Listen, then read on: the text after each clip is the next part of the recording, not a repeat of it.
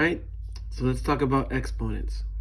When you are multiplying with the same base, the exponents are actually going to add.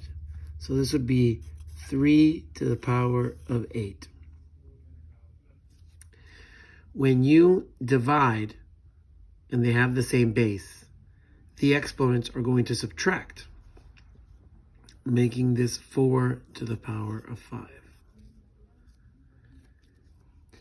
When an exponent has an exponent, it's actually going to multiply these two numbers, making it a to the 15. A to the negative exponent doesn't mean this a is negative. It means that this a right here, the a to the third power, is in the wrong spot in the fraction. Doesn't look like there's a fraction, but I'm going to put 1 underneath it, and now it's a fraction. So I'm going to put this on the correct side. And when you do that, it actually becomes a positive number. Okay, because the negative number is telling you I'm in the wrong spot. Now, how can I write this in radical form, meaning the square root form? This would be written as 4 and then b to the third power. Okay, so the bottom number is always the root, and the top number is always the exponent. Easy to remember that the bottom number is the root because the roots are at the bottom of a tree. Now this one, if I wanted to correct it, remember that the default for a square root is 2. So it's an imaginary 2 right there. So if I were to fix this, it would be c and then 5, and the root is 2. Here, I'm going to find the square root, but it's also a negative. So I got to fix this first. So now I'm going to make this 1 over 49. And this is still root 2, so square rooted. So the square root of 1 and the square root of 49 is going to give me 1 over 7. Now I'm going to do this, which is radical 88, and simplify it.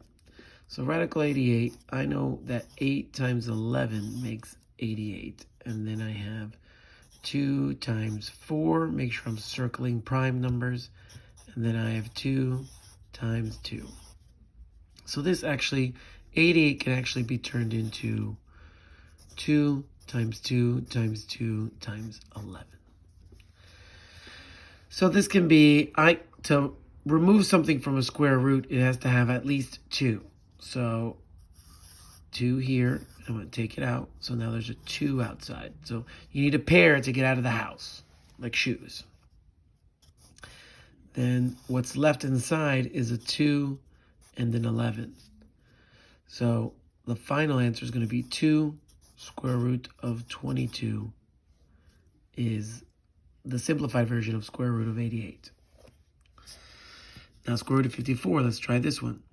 Square root of 54 is going to be, actually this is the cube root. It should be cube root. Cube root of 54. So that's going to be 27 times 2. And then I have 3 times 9. Then I have 3 times 3.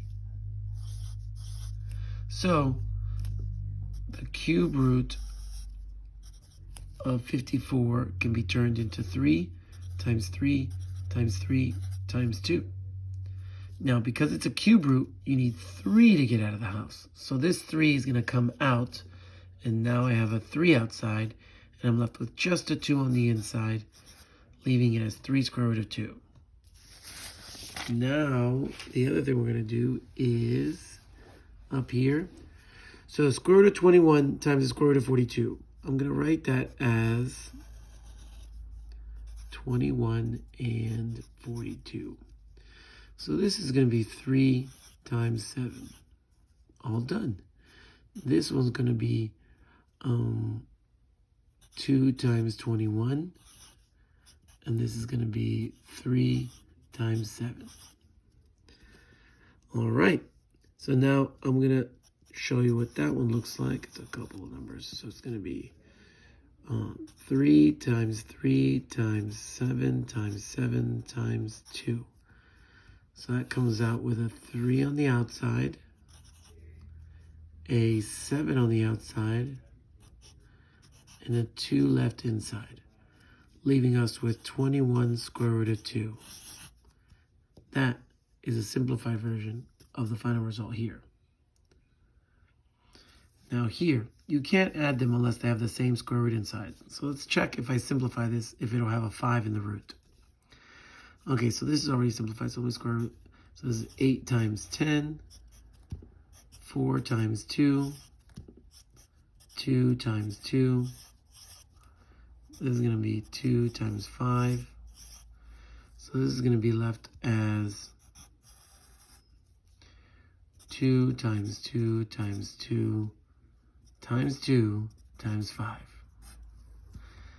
So I'm going to take out a 2, and I'm going to take out another 2, leaving it with a 5 here, leaving me with 4 square root of 5. So it does. So this turns into 4 square root of 5. So I have 3 of these plus 4 of these. That leaves me with 7 of these. Okay?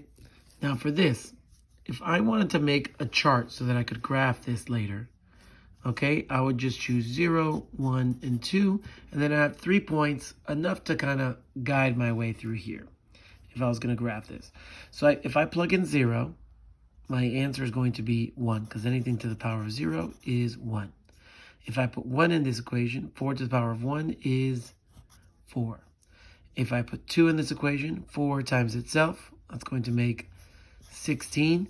And I'll have 3 points, 0, 1, 1, 4, 2, 16. And that'll be enough to graph and show the direction in which this is going. This is a graph with exponential growth. And this is a graph of exponential decay. Okay?